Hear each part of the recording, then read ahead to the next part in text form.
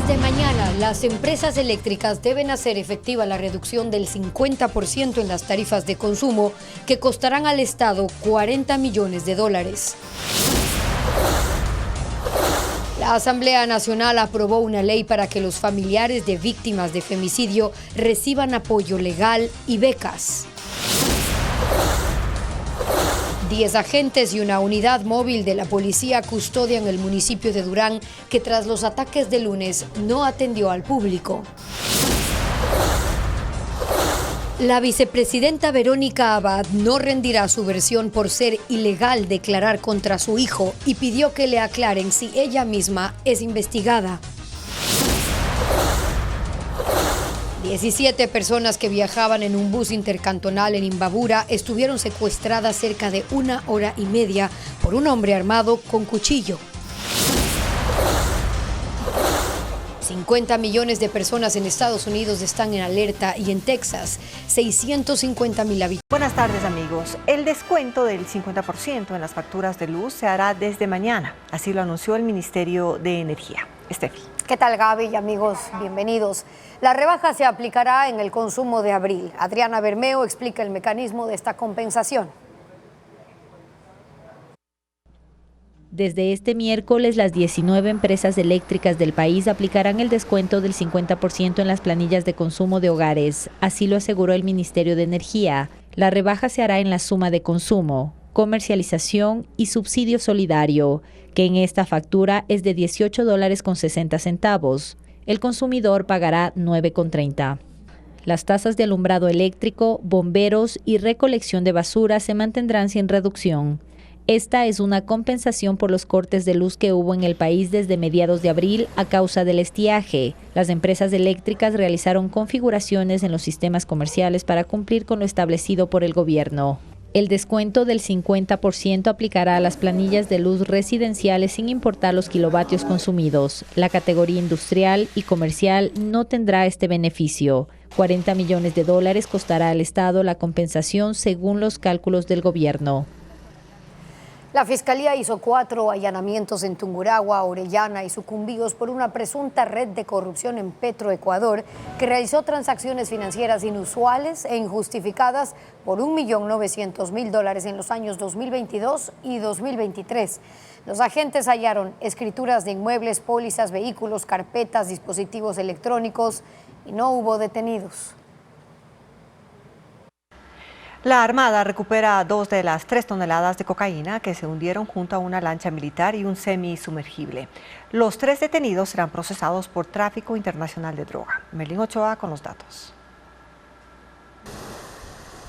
A las 2 de la madrugada, una guardacostas llegó con la cocaína a Salinas en la provincia de Santa Elena. El puerto de la Armada fue militarizado. Las calles aledañas estaban cerradas. Eran 127 sacos con 20 bloques de cocaína cada uno. Pero aproximadamente unas 2 toneladas de presuntas sustancias sujetas a fiscalización, que en el mercado internacional se ascendía a un monto aproximado de $60 millones. El resto del cargamento, es decir, otros 42 sacos, no fueron encontrados en alta mar. El naufragio se registró a las 18:30 del domingo, cuando estaban camino a Salinas luego del operativo. A 100 millas de llegar al puerto, se hundieron el semisumergible, la lancha guardacostas de 30 metros de largo que poco antes había interceptado a los sospechosos y parte de la cocaína. Expertos antinarcóticos explicaron a Televistazo que los bloques, al estar embalados con plástico, flotaron. A las 3 de la madrugada de este martes, las evidencias y los 3 detenidos, 2 colombianos y un ecuatoriano que estaban dentro del semisumergible, fueron entregados a la policía. Todos serán procesados por tráfico internacional de drogas.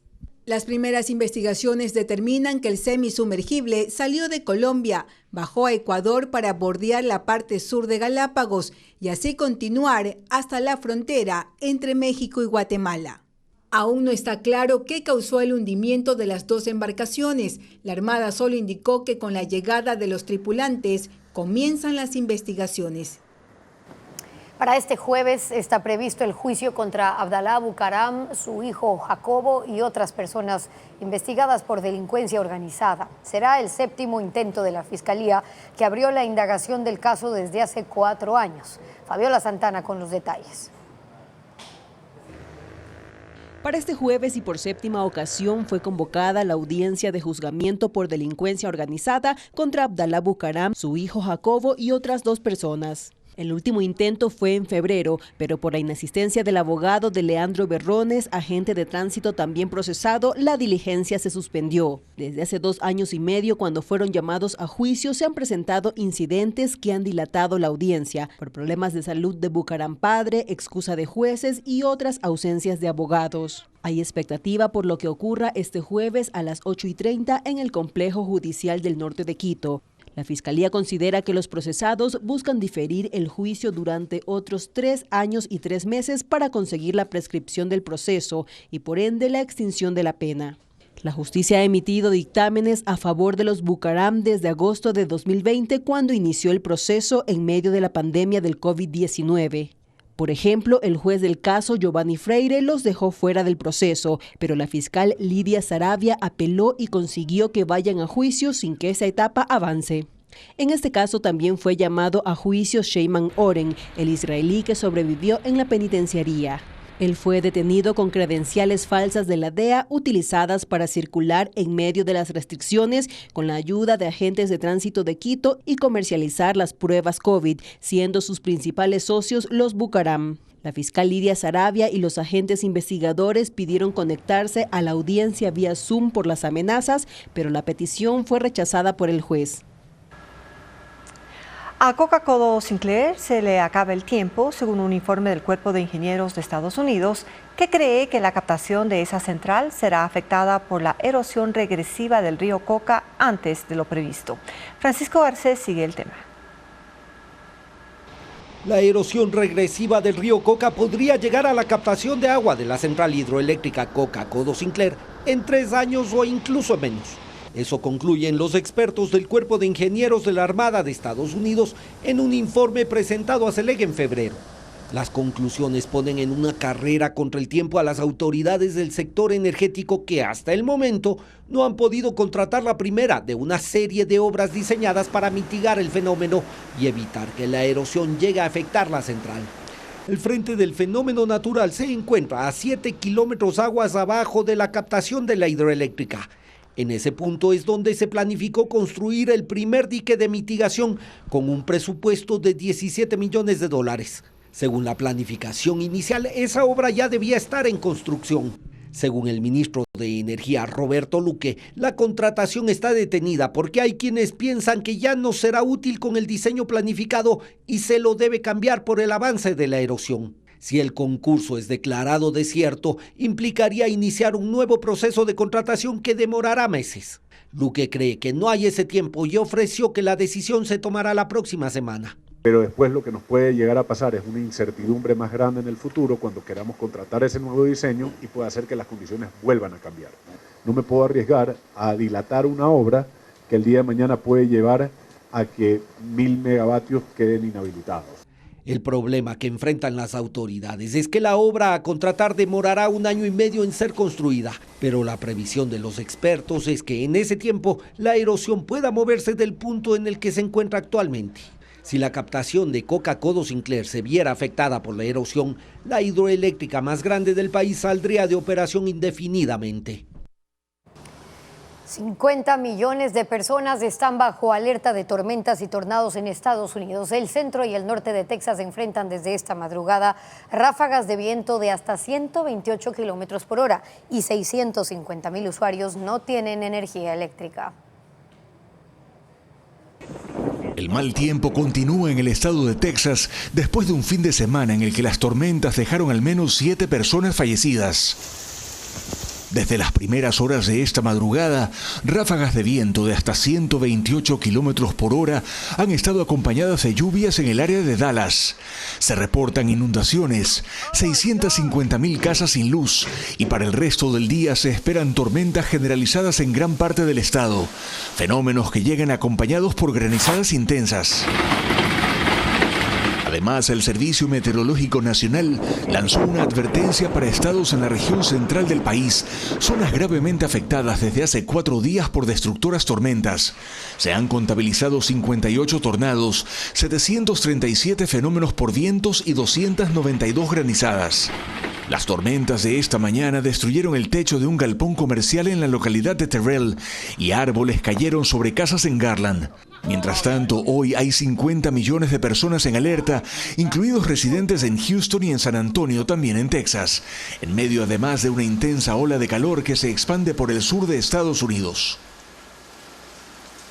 El ciclón tropical Remal golpeó el suroeste de Bangladesh con vientos de 130 kilómetros por hora. Casi 4 millones de habitantes están afectados, hay 16 muertos y pérdidas millonarias. Remal es un ciclón que se formó en el Golfo de Bengala. Tocó tierra en el sur de Bangladesh, desatando lluvias y vientos en la región. Más de 35.000 viviendas quedaron destruidas y otras 115.000 sufrieron daños por el poder de este fenómeno. Casi 800.000 residentes fueron evacuados de zonas vulnerables. El desastre provocó la muerte de 16 personas. Remal se debilitó a medida que avanzaba tierra adentro. Aún así, las precipitaciones continuaron. Caminos y carreteras quedaron sumergidos. Cientos de miles de usuarios se quedaron sin electricidad. Se cerraron escuelas y oficinas de gobierno. Bangladesh, con 170 millones de habitantes, tiene un historial de tormentas violentas, por lo que el gobierno ha mejorado la capacidad de respuesta ante estas emergencias, con programas de preparación para hacer frente a los desastres naturales. ¿Y cuál es la situación en Durán tras los atentados de ayer en los alrededores del municipio de ese cantón? Entérese al volver. Es loco de KFC por solo $8.99.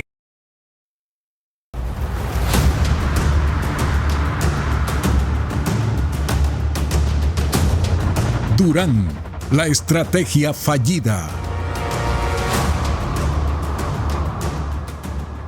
Un día después de los atentados en Durán, en los exteriores del municipio hay poco resguardo policial y no se observan militares.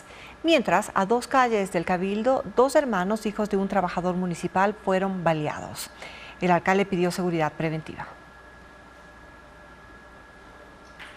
En los exteriores del municipio de Durán a esta hora hay muy poco movimiento. Quienes estuvieron desde muy temprano en este punto indicaron que pese a los atentados ocurridos ayer, que incluyeron la explosión de un vehículo, desde las 7 de la noche de lunes no hubo policía sino hasta las 7 de la mañana de hoy con apenas 4 uniformados. Apenas pasadas las 10 de la mañana llegó una unidad de vigilancia móvil, pero de todas maneras no llegaron ni a 10 gendarmes. Apenas a 2 calles del municipio, a las 8 de la mañana, se dio otra muerte violenta en este cantón del Guayas. 2 hermanos fueron baleados, uno falleció al instante y otro resultó herido. Esto en el sector del Recreo Viejo, y se confirmó que ambos son hijos de un trabajador del Cabildo.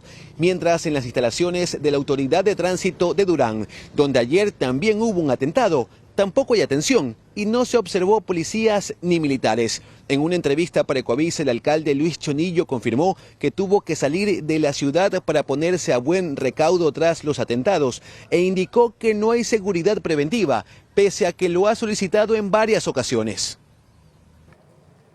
El bloque de seguridad ha realizado 6 intervenciones de gran escala en Durán por la inseguridad. La creación de las fuerzas de tarea conjunta no ha sido suficiente para reducir la violencia criminal. Paul Romero con el informe.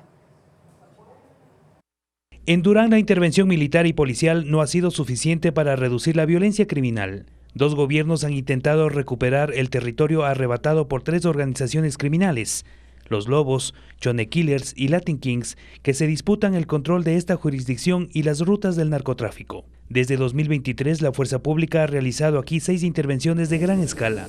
En mayo del año pasado, el gobierno de Guillermo Lasso creó la Fuerza de Tarea Conjunta con 500 uniformados. Funcionó 5 meses y ejecutó más de 1000 operativos en lugares conflictivos, como el Cerro Las Cabras, refugio de cabecillas que almacenan armas, municiones, explosivos y ordenan sicariatos según inteligencia militar y policial.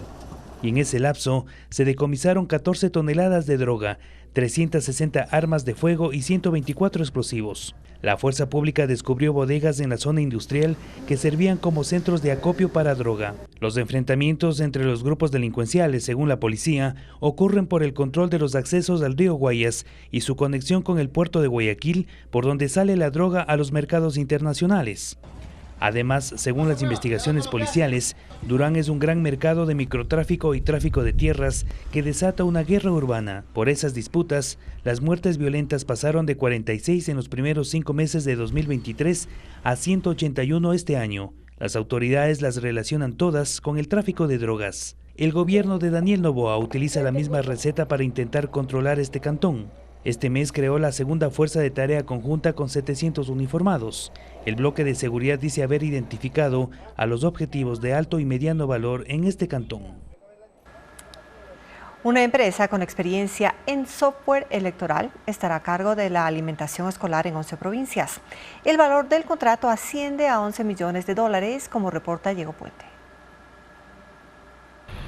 El Ministerio de Educación adjudicó un millonario contrato para la alimentación escolar a ESPE Innovativa, una empresa pública que tiene experiencia en desarrollo de software para elecciones. El ministerio utilizó la figura de régimen especial, que le permitió invitar de forma directa y exclusiva a un proveedor. El proceso de contratación desde la elaboración de los pliegos hasta llegar a su adjudicación tardó 7 días. Usualmente se extienden hasta por 2 meses. ESPE Innovativa deberá suministrar 36.400.000 raciones alimenticias para el desayuno escolar en escuelas y colegios fiscales, municipales y fiscomisionales de Galápagos, Guayas, Santa Elena, Los Ríos, Bolívar, Cañar, Pichincha, Cotopaxi, Napo, Pastaza y Orellana.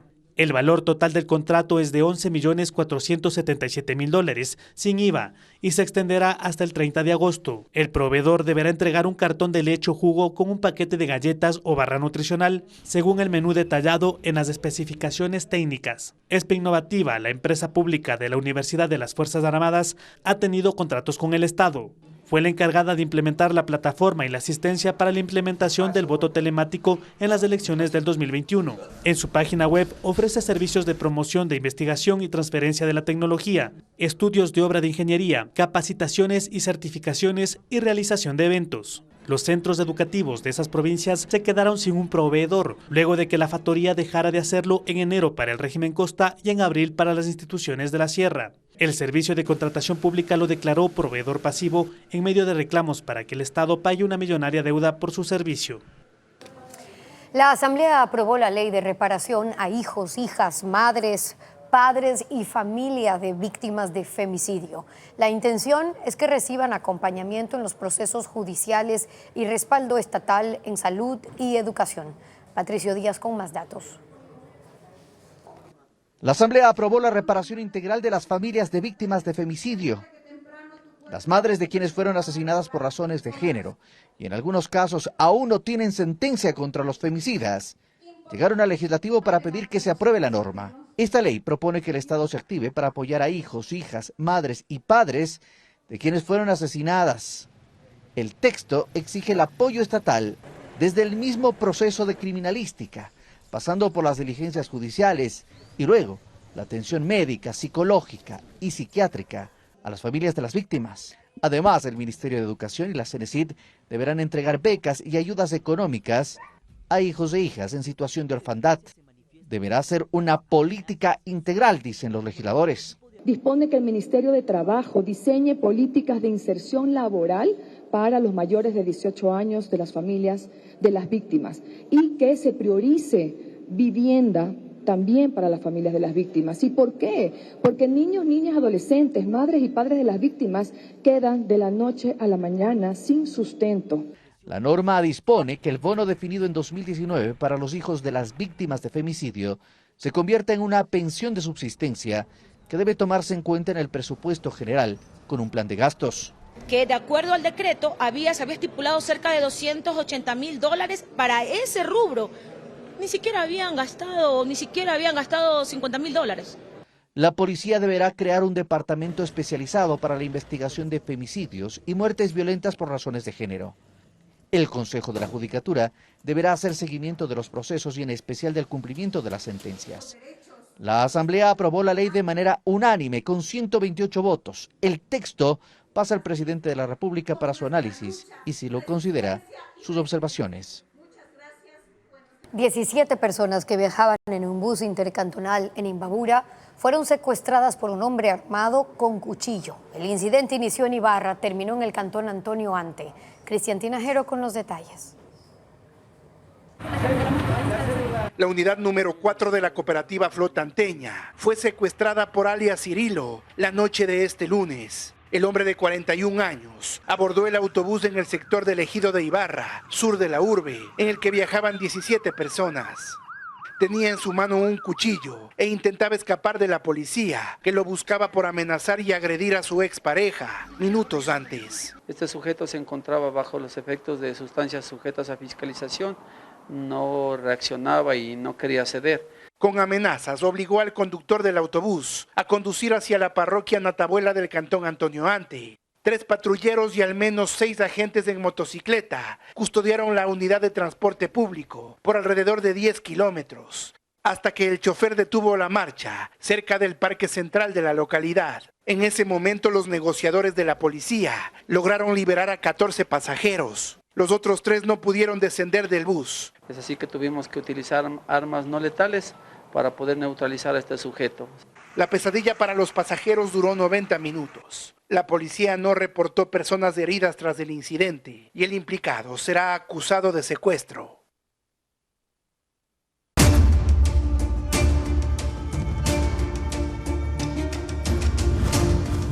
Noboa, Abad, la ruptura irreversible. La vicepresidenta Verónica Abad no rendirá versión esta tarde en el caso contra su hijo Sebastián Barreiro.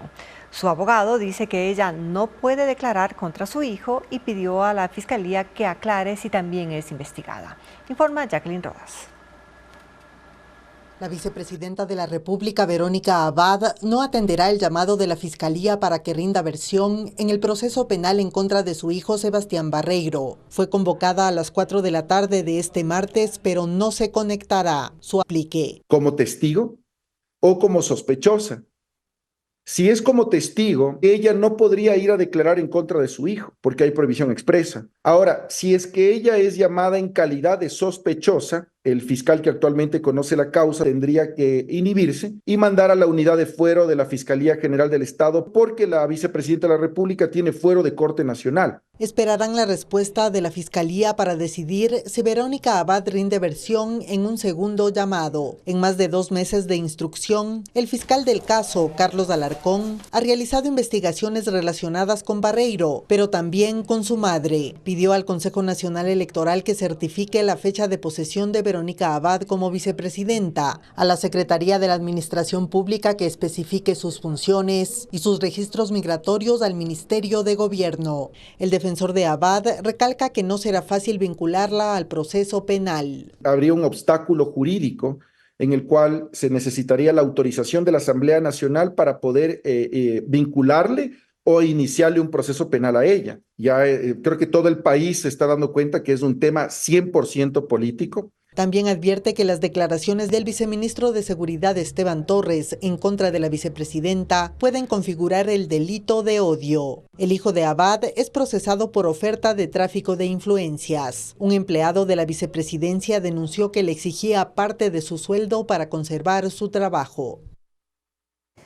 Desde la campaña presidencial fue evidente el distanciamiento entre Daniel Noboa y Verónica Abad, que se ha convertido en rivalidad. Según voceros del gobierno, ella no debe reemplazar al presidente cuando sea ausente por la campaña por la reelección. Luisa María Heredia con el análisis. El binomio que conforman Daniel Noboa y Verónica Abad tiene más de 6 meses en el poder, aunque no trabajan juntos. Pocas veces lo hicieron. Antes de la primera vuelta para la presidencia compartieron unos cuantos mítines y recorridos. Para la segunda, Abad desapareció de todos los escenarios en los que aparecía Noboa. Declaraciones públicas la mantuvieron en escena y ahondaron en ese distanciamiento entre autoridades que después quedó evidenciado. No recibieron resultados juntos y en la ceremonia de credenciales lucían incómodos. Juntos volvieron a estar solo el 23 de noviembre, en el acto de posesión en la Asamblea y la firma de los primeros decretos ejecutivos en Carondelet. Después de eso, la rivalidad cobró fuerza. Abad no asistió al primer almuerzo en el Palacio de Gobierno. A la misma hora estuvo en el mercado de Iñaquito, dejando claro que entre los dos hay una línea divisoria bien marcada. No está en la foto oficial del gobierno, es decir, del presidente con su gabinete. Noboa buscó y halló la manera de mantenerla lejos. A mediados de diciembre la mandó a Tel Aviv a cumplir el cargo de embajadora por la paz de Israel. Y aunque allí hubiera podido quedar todo, no fue así. El hijo de Abad, Sebastián Barreiro, fue aprehendido en marzo y recluido en La Roca, acusado de oferta para realizar tráfico de influencias. Es el denominado caso Nene, en cuyo expediente hay fotografías de la vigilancia y seguimiento que se hicieron a Barreiro 3 días antes de su detención. Abad no acató la orden de la Cancillería de guardar silencio y acusó a Noboa de atropellarla y perseguirla. En vez de ser agradecida y ejercer las funciones para las cuales fue designada, está todo el rato actuando en contra del Ecuador. La disputa fue subiendo de tono y se sumaron otras medidas en contra de Abad que no provienen del gobierno, pero que podrían llevarla a la destitución. Primero, el consejero de Participación Ciudadana, Juan Guarderas, presentó una demanda electoral en su contra por hacer campaña anticipada cuando aspiraba a ser alcaldesa de Cuenca. Segundo, la suspensión de su vice estadounidense. No fue un acto de autoritarismo de parte del presidente, sino que fue una demostración de que este gobierno no iba a permitir actos de corrupción. ¿Qué fue lo que pasó entre ellos? No queda claro. Lo que sí ha quedado claro es que su distanciamiento es irreversible, pues el gobierno incluso ha dicho que Abad no será quien reemplace a Noboa cuando se tenga que ausentar para hacer campaña por la reelección. Sería nefasto para el país que una persona que no comulga con la visión y con las acciones del presidente asuma el poder. Verónica Abad se convirtió en una inesperada enemiga interna para el gobierno, que el mismo Daniel Noboa eligió y a quien ahora no quiere entregarle el cargo. Continental. Los gobiernos de España, Irlanda y Noruega reconocen desde hoy a Palestina como Estado independiente. Luego de anunciarlo la semana pasada, los consejos de ministros de esos países oficializaron su decisión. El Estado palestino tiene hoy el reconocimiento de 146 países de los 193 miembros que integran las Naciones Unidas. En la ciudad de Naplusa, en el norte de Cisjordania, fueron izadas banderas de Irlanda, Noruega y España, cuyos gobiernos oficializaron hoy que Palestina es un Estado independiente. El primer ministro irlandés, Simon Harris, dijo en el Parlamento que el reconocimiento formal es un acto de poder político y de valor simbólico. Ese gobierno, al igual que el de Noruega y el de España, consideran que este es un día histórico para el pueblo palestino. El Estado de Palestina debe ser, en primer lugar, viable, con Cisjordania y Gaza conectadas por un corredor y con Jerusalén Este como su capital. Es un esfuerzo coordinado de 3 países de Europa Occidental para aumentar la presión sobre Israel, que mantiene una guerra en la Franja de Gaza en contra del terrorismo del grupo Hamas, pero que en su ofensiva deja ya 36.000 muertos y más de una masacre de civiles, como la reportada el domingo en un campo para desplazados palestinos en la ciudad de Rafah. Israel ha dicho que no se va a detener hasta destruir por completo a la organización extremista palestina. La Fiscalía de Perú presentó una denuncia constitucional contra la presidenta Dina Boluarte. Fue acusada ante una subcomisión del Congreso por presunto soborno en el marco del escándalo Rolex Gate por la posesión de relojes de lujo que no ha declarado como parte de su patrimonio.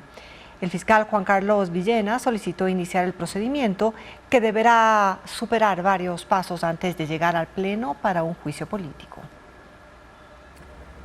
En Inglaterra se realizó la carrera del queso rodante. En la pendiente de Copperfield, competidores de todo el mundo se lanzaron cuesta abajo para atrapar una rueda de queso de 7 libras. Pocos lograron mantenerse de pie durante el descenso de 180 metros. El primero en llegar a la base de la colina se llevó el premio, que es el queso gigante. Los miembros de un club de rugby local se alinearon en la meta para atrapar a los competidores que rodaban fuera de control y evitar lesiones graves.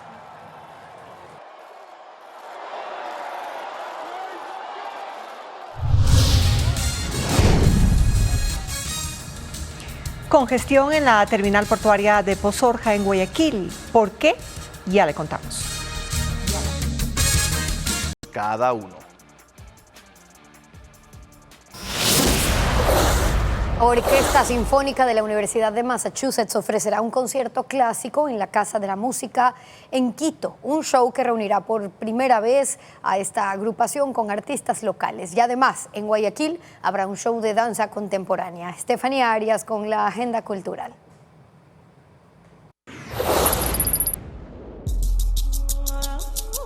Esculturas de bronce y madera, instrumentos musicales, libros e instalaciones son parte de esta exposición denominada India Sagrada y Tagore en el tiempo.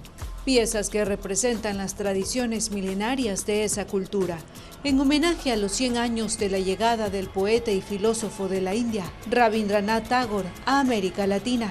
La muestra se expone en la Casa de Artes del Museo Universitario de la Universidad de Cuenca y estará abierta hasta el 31 de mayo. La Orquesta Sinfónica de la Universidad de Massachusetts será parte de un festival musical denominado Juntos en la Mitad del Mundo. Un concierto que unirá por primera vez sobre el escenario a esta agrupación con la Banda Sinfónica Metropolitana de Quito y la Banda Sinfónica del Cuerpo de Bomberos de la capital. El evento será este viernes 31 en la Casa de la Música en Quito a las 19:30. Es la compañía Enavant que presentará 2 obras originales de danza contemporánea. Un mundo feliz, así se ha llamado a este acto que representará la trama de la novela de Aldous Huxley. Con más de 10 bailarines en escena, las 3 funciones serán en el Teatro Zona Escena en Guayaquil, el viernes 31 de mayo y el sábado 1 y domingo 2 de junio a las 19 horas.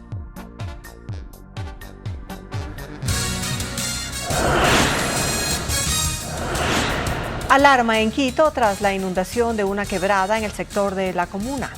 ¿Cómo las autoridades buscan evitar aluviones? En breve, los detalles. En Guayaquil se reporta un nuevo problema de congestionamiento en las terminales portuarias, esta vez en Pozorja, porque uno de sus escáneres presenta inconvenientes para inspeccionar los contenedores. Diego Cuenca explica el cuello de botella que está afectando a la logística de exportación nacional. Son al menos 400 tráilers que cada día llegan con mercadería de exportación al puerto DP World, que está en la parroquia Pozorja, en Guayaquil. Sus conductores, desde la semana pasada, reportan que tienen que hacer largas filas para dejar la carga, como se observa en este video. El congestionamiento ocurre entre la noche del miércoles y viernes, que son los días donde embarcan los contenedores a los buques. Los choferes describen los motivos del embotellamiento, según la información que reciben de la operadora portuaria. Estaba congestionado, lo que pasa es que está trabajando solo un escáner. Ya, pues solamente está pasando uno, pues ahí está pasando un carro. Unas 3 horas más o menos estuve haciendo fila hasta poder entrar. Se trata de uno de los 3 escáneres que inspeccionan a cada contenedor para ver si no llevan droga. Televisazo buscó información con las autoridades de ese puerto, pero no aclararon el inconveniente en esos equipos. Ese problema se suma al congestionamiento vehicular que desde enero ocurre en los exteriores del puerto Naportec, en el sur de Guayaquil, y que afecta a la logística de exportación nacional, porque 600 vehículos pesados cada día se mueven hasta esa terminal portuaria, cuyos conductores hacen largas filas en las que deben esperar por más de 24 horas para ingresar a la mercadería, ocasionando además caos en las calles, como lo denuncia la Federación Nacional de Transporte Pesado del Ecuador. Hoy en día los puertos se han preocupado en hacer un checkpoint en la perimetral y hay un patio 5, pero es porque la ciudadanía, los moradores, les quemaron llantas, les paralizaron. No es que hemos solucionado el problema, simplemente hemos trasladado el problema a la perimetral. Según ese gremio, el cuello de botella ocurre porque las terminales portuarias que están en esa zona de la Trinitaria no tienen espacio suficiente. Incluso los accesos son angostos. Solo hay 2 carriles para los enormes trailers. Entre las consecuencias hay robos, extorsión y mercadería perdida, porque los delincuentes dañan los cables de los contenedores refrigerados, donde llevan camarón y otros productos. En busca de una solución, 5 gremios de transporte pesado y las asociaciones de los puertos privados se reúnen desde esta mañana con la Subsecretaría de Puertos, pero aún no se conocen las acciones concretas que tomarán. Las lluvias de este lunes en Quito causaron alarma en la comuna frente a la inundación de la quebrada El Tejado por temor a un nuevo aluvión. Fabiola Santana con la respuesta de la autoridad. Las 12.000 personas que viven en el barrio La Comuna, escenario de aluviones en Quito, se llevaron un nuevo susto la noche del lunes. Las lluvias de la tarde y noche, sumado a la basura, escombros y sedimentos, inundaron la quebrada El Tejado en las faldas del Pichincha y encendieron las alarmas. Los moradores temían un nuevo aluvión y alertaron al EQ 911, que movilizó a los equipos de respuesta del municipio. Desplegaron un operativo para restringir el paso a la zona y de respuesta en caso de un nuevo aluvión. La lluvia cesó y provocó que el nivel del agua baje desde las 10 de la noche. Sin embargo, los cierres viales preventivos se mantienen en la zona. Desde anoche y en el transcurso de la mañana, maquinaria de la empresa de agua y saneamiento del municipio limpia el área de desfogue de la ladera. Sin embargo, los moradores piden soluciones definitivas. Nosotros estamos, como le dije, con el Jesús en la boca. Lamentablemente, cada vez que ya se pone el cielo nubloso, diciéndonos que va a llover, nosotros no sabemos qué hacer. El Comité de Operaciones de Emergencia Metropolitano está activado y habilitó un chat con los moradores para emitir alertas, ya que según los pronósticos del INAMI, las lluvias continuarán.